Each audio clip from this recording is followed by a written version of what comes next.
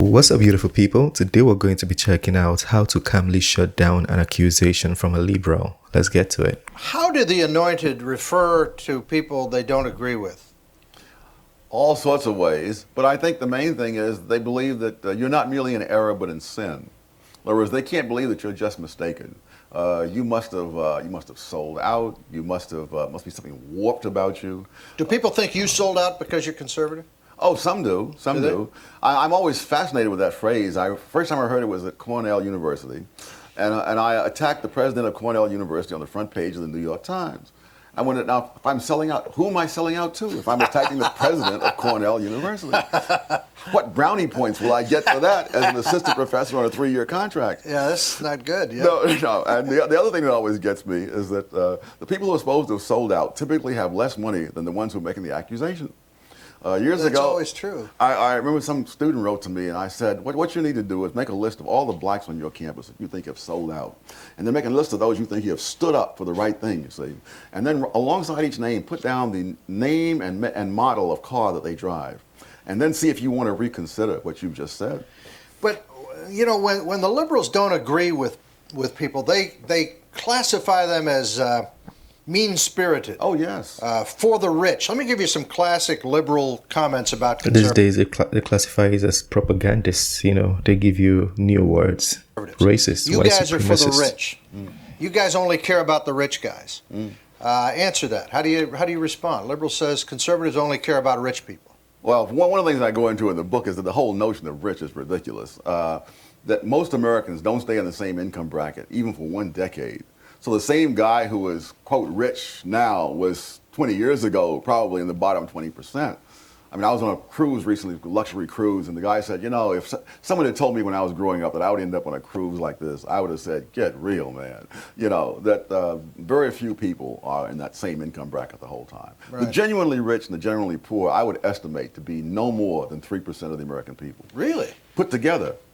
Really? Yes.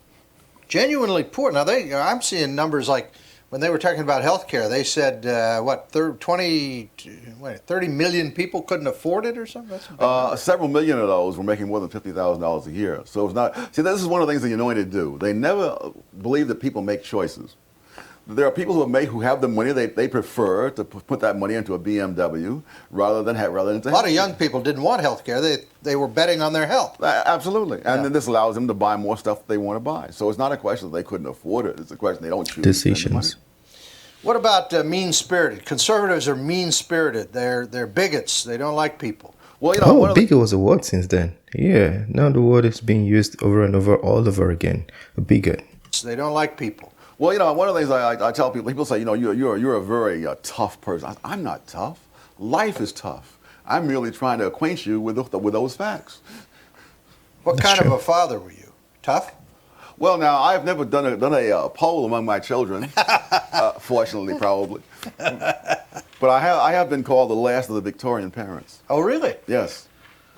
I am not one who believes that the kids should be given unlimited indulgence, and I think I can safely say that mine were not. Were you too tough? In other words, did they rebel? Don't kids go through a rebellious period? How did you deal with that? Oh, I don't know. I'm not sure. I just Said, here's what you should do, and that's it. When the kid's away in college and he's not doing he's messing up, I simply say there'll be no more money.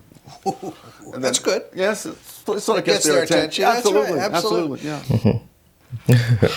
Yeah, that was very interesting, and I feel like he did make several points there because I still get those words in my comment section, and I don't even know if I'm conservative or liberal. If what I say is more aligned to the conservative side, then it means the conservatives have more of a common sense. Because a lot of the things I say are just like common sense, at least to me, not because I'm picking a party or picking a side.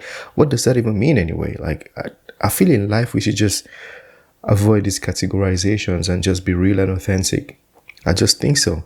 But let me know what you think about that. He did state a lot of interesting facts, you know, and people just use these words because they think it's most appropriate. I'll call you a sellout. Somebody said Vladimir Putin paid me to promote propaganda. You think Vladimir Putin knows that exists? And what did I say? I was just advocating for a dialogue between Ukraine and Russia. When somebody said Vladimir Putin paid me, you think he called my phone? How did he reach me on Instagram or Twitter and sent me money to? Like, people just use words that don't even make any sense. Anyways, let me know what you think about that. If there's anything you want to add, correct, or critique, feel free to do so in the comment section. Smash the like button, subscribe, and I'll see you on the next one. Peace.